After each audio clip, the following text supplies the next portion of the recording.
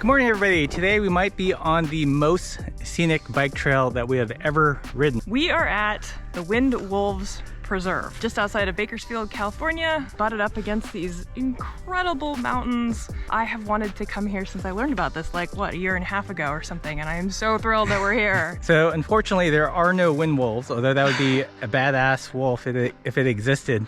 But why is it called Wind Wolf Preserve? It has something to do with the grasses here. The way that they wave in the wind and the sounds that they make are reminiscent of back in the day, like what, 200 years or something ago, when there were wolves here as well as grizzlies. So this bike path is pretty interesting. It's known as the El Camino Viejo, and it was formerly the road that people would take between San Francisco and Los Angeles, the inland route. It's cool that they made a historic road into a trail. It is, it's very cool. It's also very cool that it's open to bikes because all the rest of the trails out here are hiking only. So I really appreciate that this one is open to cyclists. About 5 miles one way, gains, what was it, about 1,600 feet. So it's just really gonna be a pretty chill out and back, which is fantastic.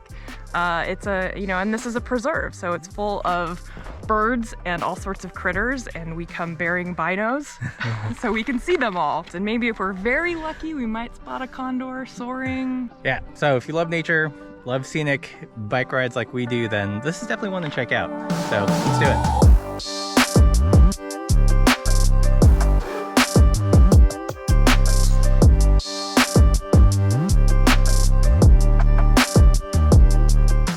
We are on the trail.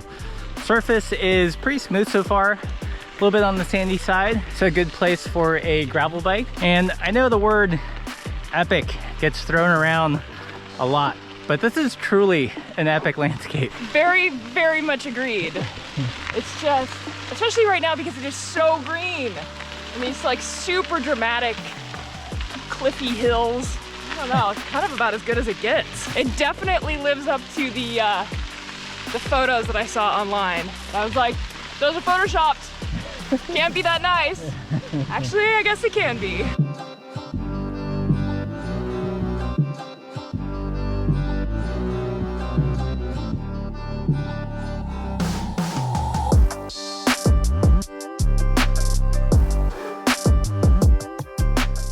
Some cliffs off to the right.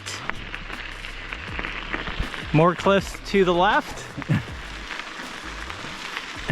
Man, where are we? This place is like unreal. Kind of like a dreamland. It's just so, especially today, the air is clear. Yeah, it's like something you'd see out of heavily photoshopped wallpaper. desktop wallpaper for your computer. Yeah, your Windows home screen. Yeah. It's gonna be the next Mac OS, the Wind Wolf, which would actually be badass. Kind of like Eagle Fang.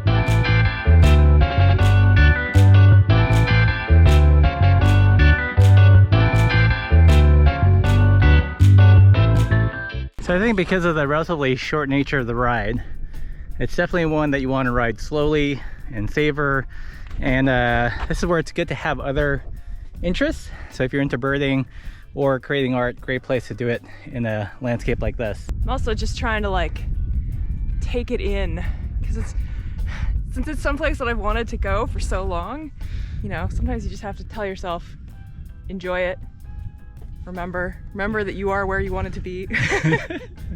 You've made it, you've arrived. You've arrived.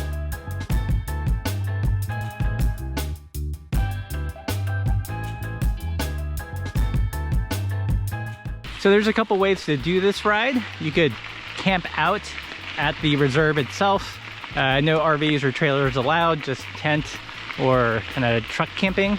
That would probably be the ideal way to do it because you can just roll out of camp and ride here.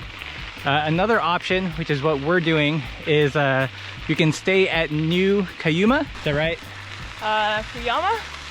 New Cuyama? And there's actually a really cute hipster hotel that Laura found, which has awesome food and a little bit of a drive here, but not too bad. The property is called the Cuyama Buckhorn. It was originally built in the 50s, I believe.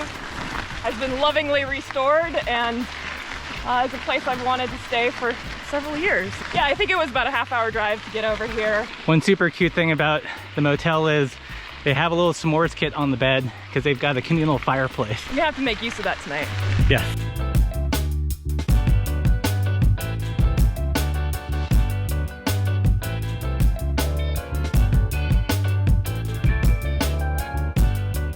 So another pro tip is you would have noticed that there's very few trees here. So bring some sun protection and definitely ride it during the cooler months. Like this would not be as much fun in the middle of summer. It would be a little brutal if it was actually like 80 or 100 out here.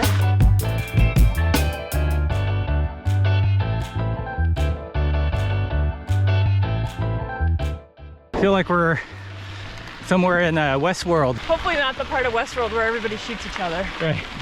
One cool thing is all along the trail are these kiosks and these bike racks, and they have suggestions for hikes you can do. So you can ride a bike and stop and hike these cool little spur trails.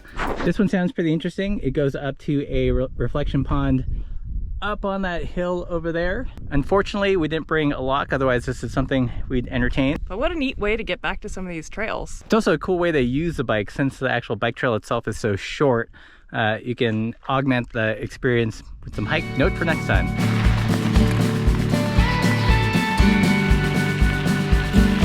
And the views just get better and better the further we go in.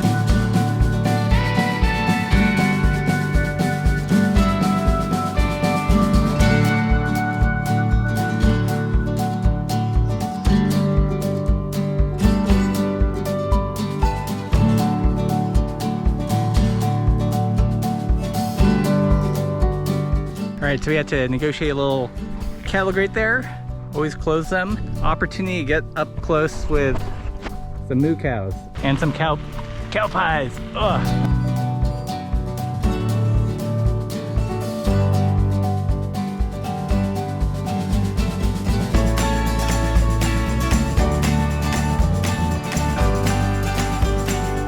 What should we do if they're in the road? Should I like ring my bell? In my experience, cows spook really easily. My guess is they will just move as we get close to them because they will not know what we are. Is that a pun? Just move. Hi, cows! The cow over there started charging over like we were gonna feed it or something. At least these cows don't have horns, right? Okay, so after about mile 4, the road gets slightly rougher, less even, but still very manageable.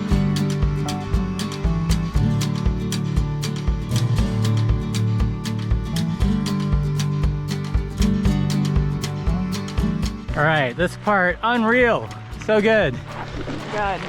This trail is brought to you by the word, what? Probably the most scenic short trail we've ever ridden, to be honest. Yeah, I would second that.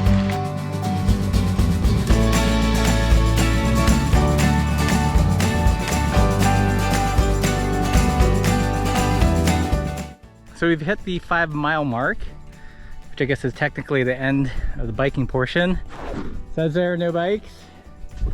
We're gonna be good citizens and obey laws and stuff. Yes, we are. There's a lovely sign here that says that the Wildlands Conservancy secured the rest of this, the next 5 miles up here through the canyon as wilderness, which is, you know, cool in that there won't be houses built there. Did it live up to your expectations? And then some. Yes indeed. I don't know, I wouldn't mind seeing a little bit more wildlife on the ride back, but it is absolutely stunning here, and it's just quiet. You know, the opportunities to find this much open space that's bikeable in California is kind of rare. Well, I think we're gonna flip it, have a picnic somewhere, record the downhill, and wrap it up and give you guys a couple more tips if you want to ride this ride yourself.